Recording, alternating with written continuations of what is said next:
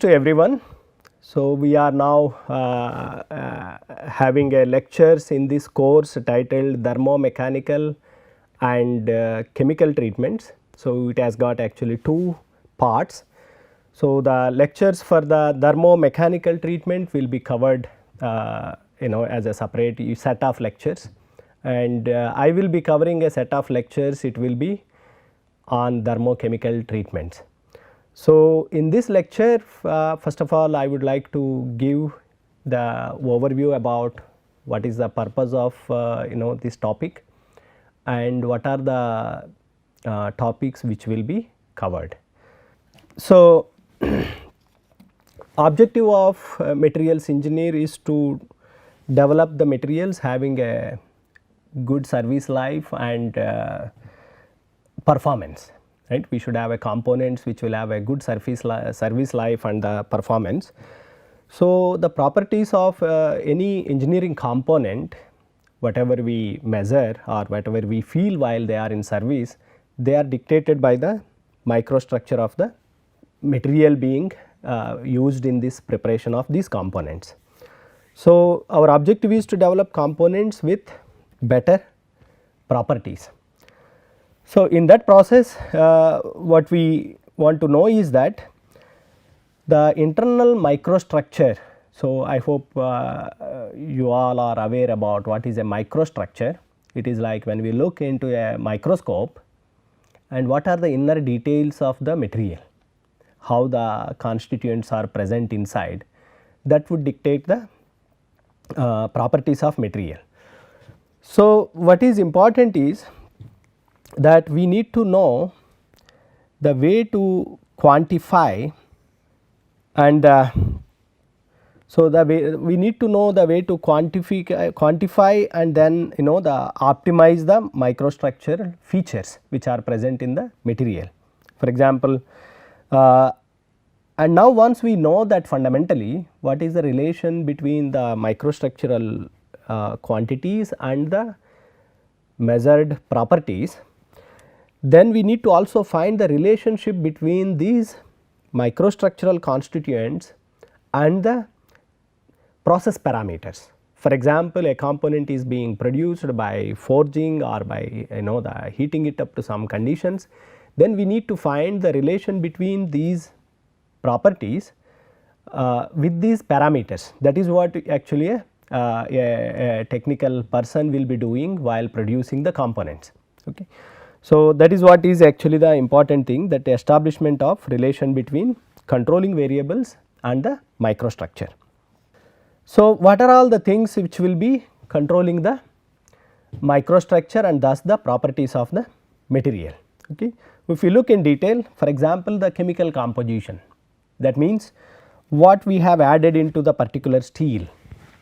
So, what are all the internal the chemistry, like if you have a steel, how much will be the, let us say, the amount of carbon, what are the different alloying elements being added into the steel.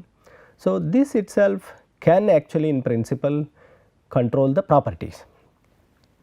And next is the phase constitution.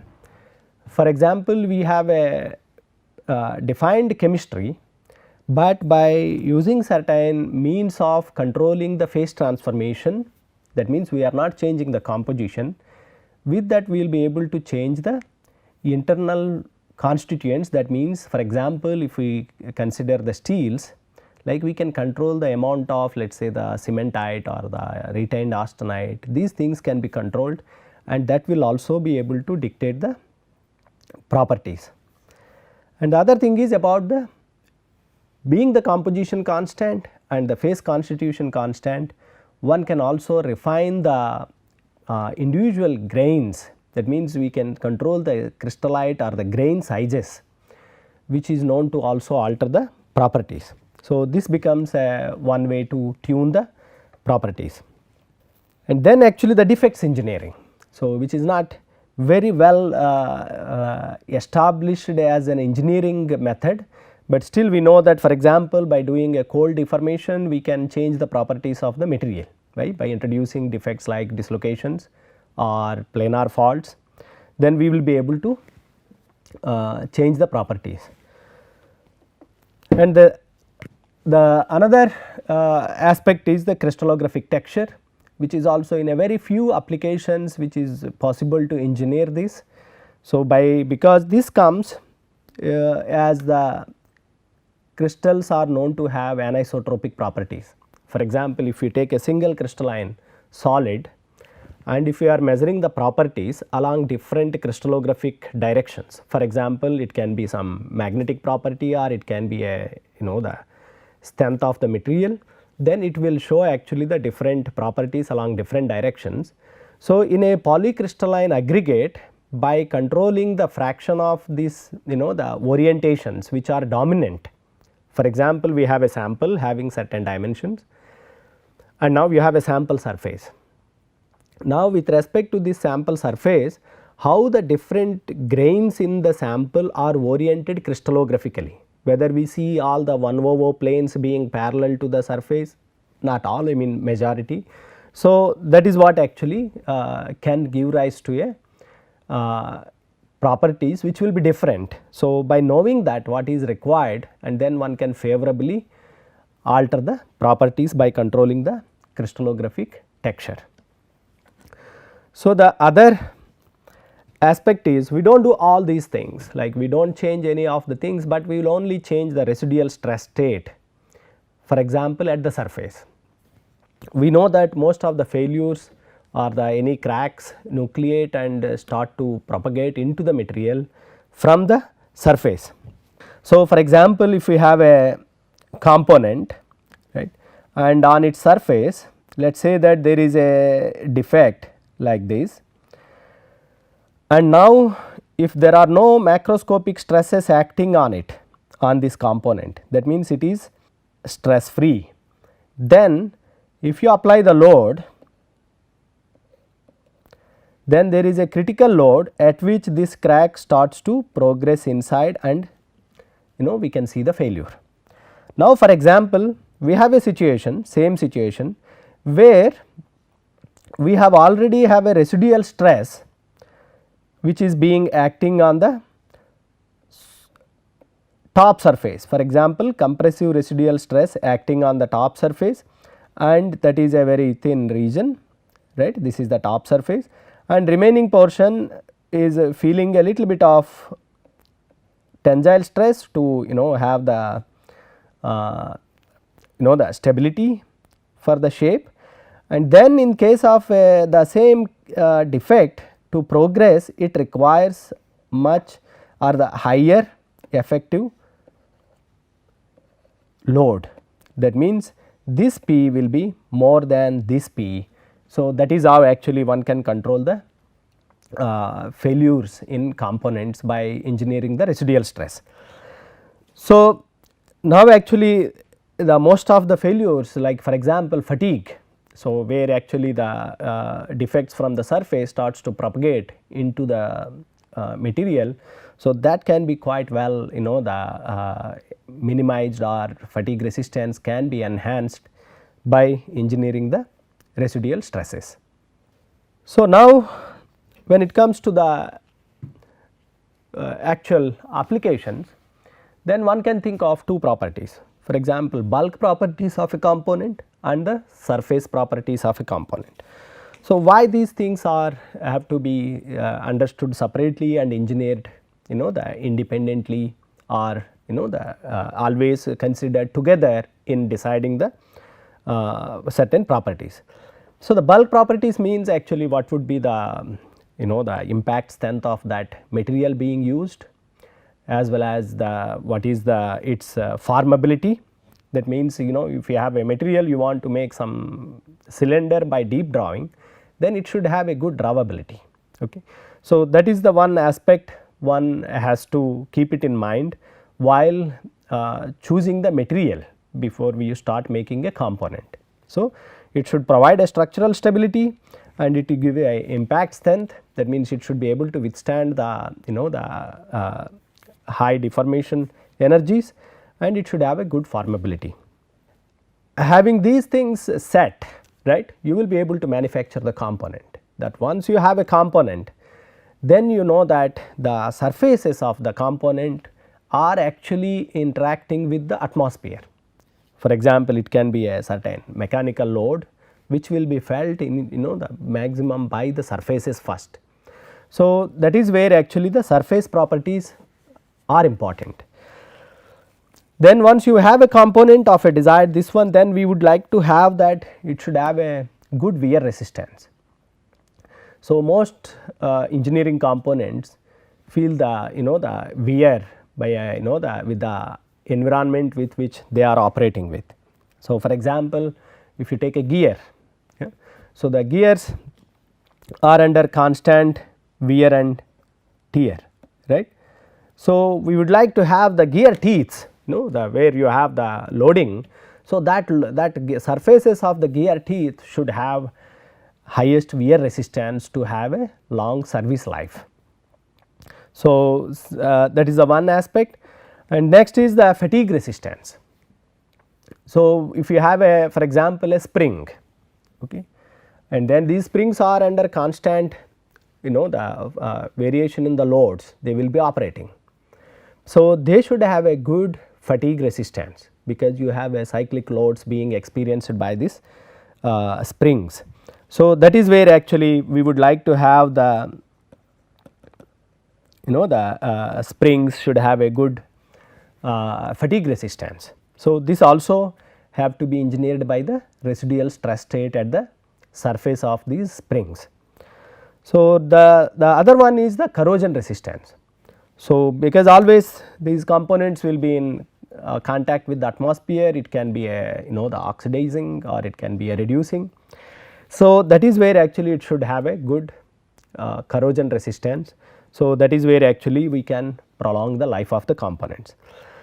So, enhancing this set of properties the wear resistance, corrosion resistance and fatigue resistance.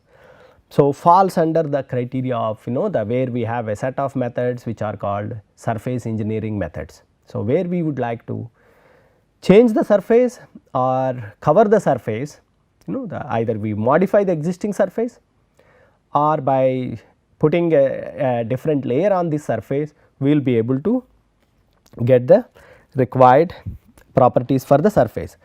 So, when it comes to the mechanical property related criteria, we want to have a tough core. That means, if you have a component, the core means inside material should be tough. That means, if you have an impact load, it will not break into pieces.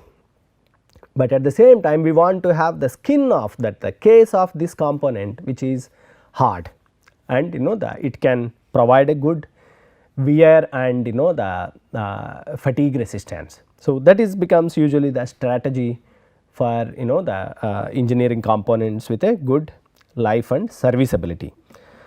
So, how we can modify the surface properties? As we discussed, when we do the when we engineer the surface properties, then we should also keep it in mind that we have to make sure that the core properties as it is desired should be also engineered or should be retained without disturbing. That means, you have a component, by doing the processing methods and the treatments you have fixed its bulk microstructure. That it has got a certain composition, certain phase constitution, it has got a defined properties, for example, a yield strength and the impact strength and all that.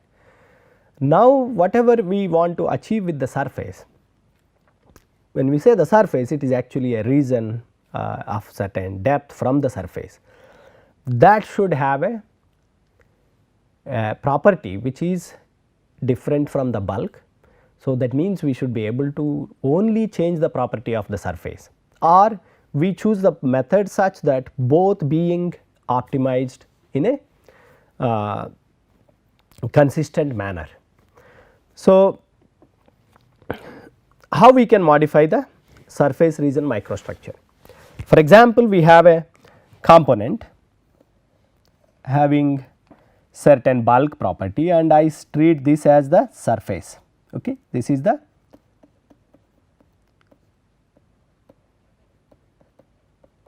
surface region, and now we want to have a different property only to this surface. So, one possible way is that by using the thermal treatments. Thermal treatments implies we only change the temperature and the heating and the cooling rate of the particular region of a material, and that leads to change in the properties because we introduce a phase transformation. So, we will be looking at that when we discuss in detail about the different surface treatment methods.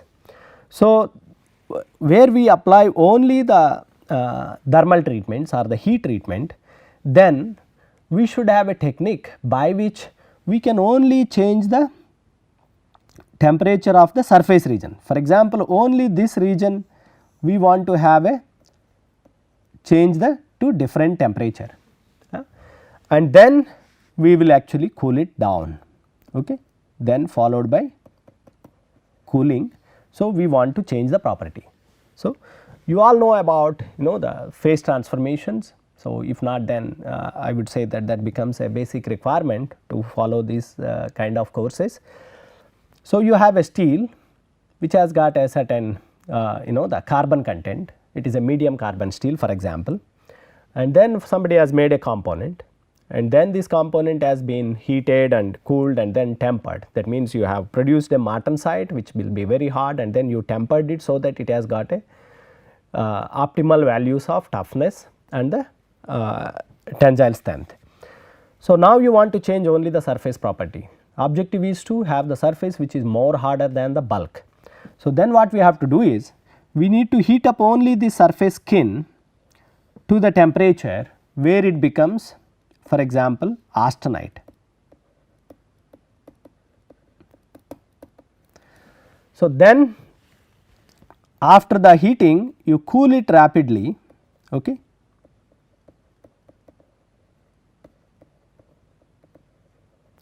Then you produce martensite at the surface. This will be very hard region at the surface. How one can do that?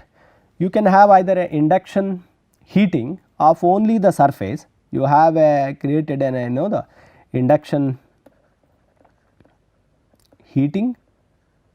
So, I travel this induction heat source so that it heats the surface and then produces the required temperature rise, and then it gets cooled the moment you move the heat source away. Or you can have a laser. So, you have a laser beam which is being passed on the surface. So, this will heat up a skin of the material to very high temperature, and as it moves away it cools very rapidly. So, that is the thermal treatments. Other possibility is you can do the heating as well as by introducing deformation. So, for example, let us think about mechanical treatments. We know that by doing a mechanical deformation we can alter the properties because we introduce defects into the material that is known to change the properties.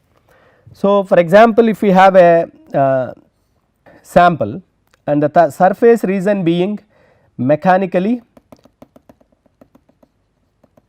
deformed, okay, and producing the defects, and that will have a different kind of properties. So, it is called as a strain hardening of the material.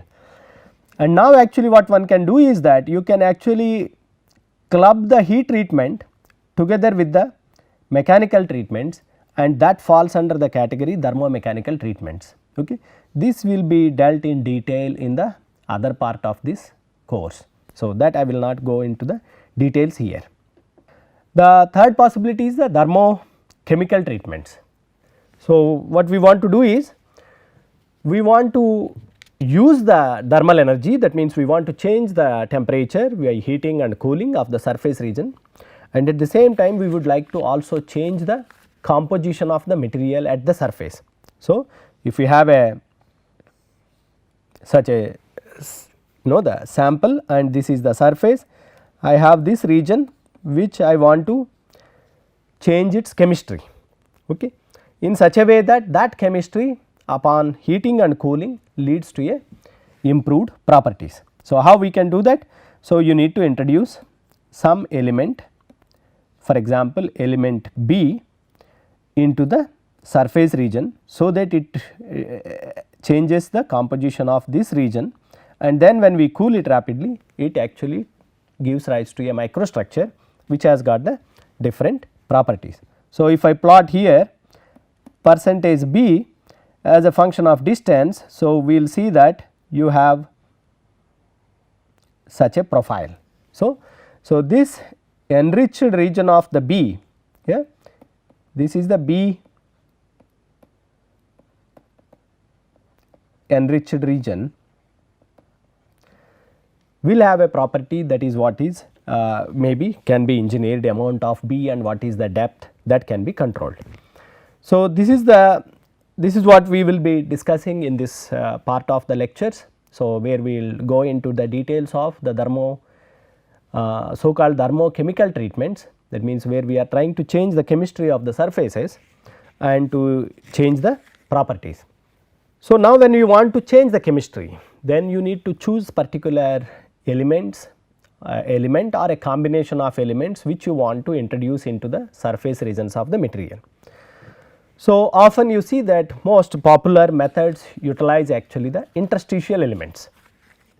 Interstitial element means the elements which are small in size and they can occupy the interstitial voids in the host lattice of the matrix. That means, if you have a pure iron for example and you have a BCC iron lattice and then you have a voids being created between these big iron atoms, and they are called octahedral voids and tetrahedral voids, and those regions can be occupied by the small elements such as interstitials like carbon, nitrogen, boron, okay.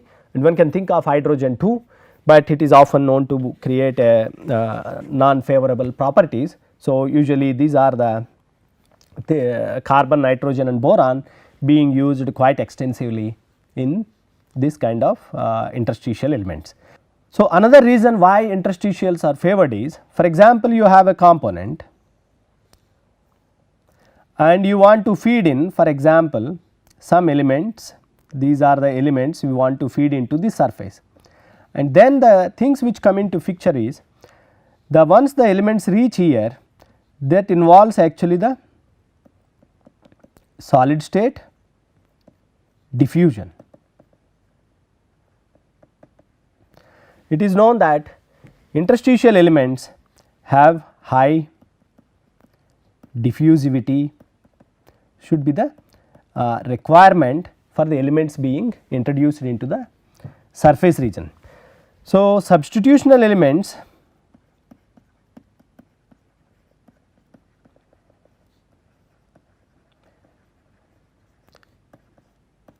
have less diffusivity, yeah, low D. So, the substitutional elements have a lower diffusivity.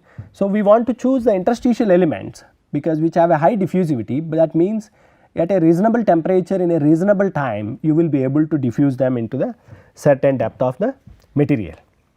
So, now actually once you think of like what elements you want to use to enrich the surface, and then one has to know what are the sources for these elements.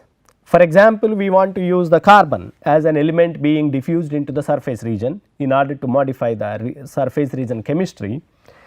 Then we need to have a source, that means whatever the the source which supplies the carbon, and then that has to be chosen by considering the thermodynamics and kinetics of that particular source when it tries to equilibrate with the your workpiece. For example, how this works is that you have a furnace, okay,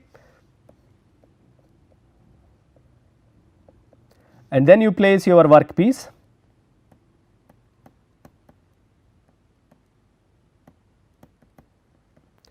and then you need to create here the environment, and this will have a source of, let us say, carbon, and then this should provide the carbon, and then this carbon will come to the surface of this workpiece and then can diffuse inwards.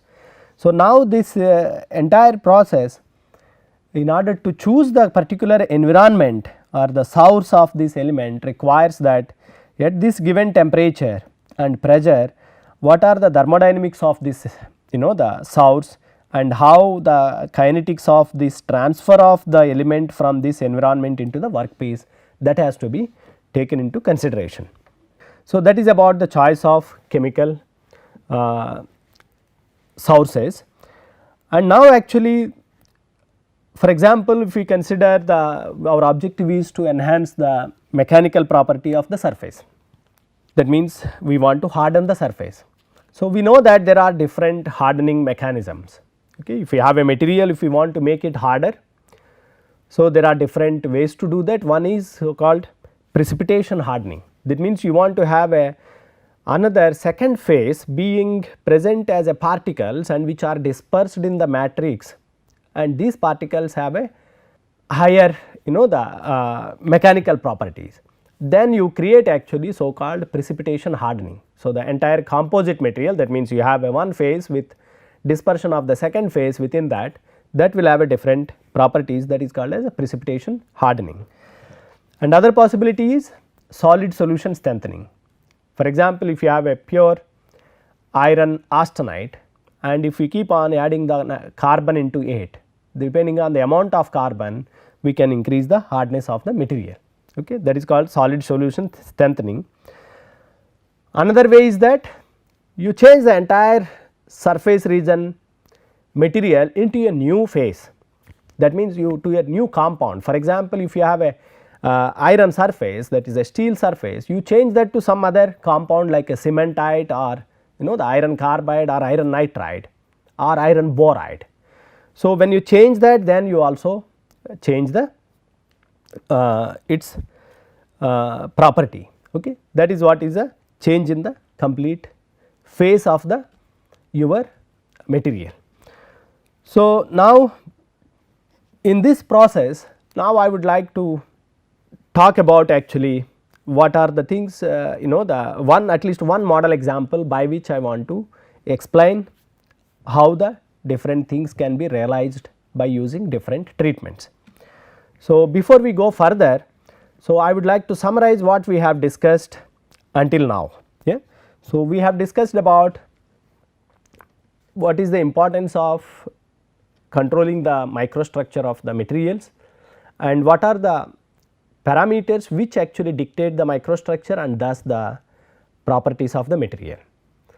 And now when it comes to the engineering components, so we need to understand that it requires certain level of bulk properties and certain level of surface properties in order to be able to provide good life and serviceability.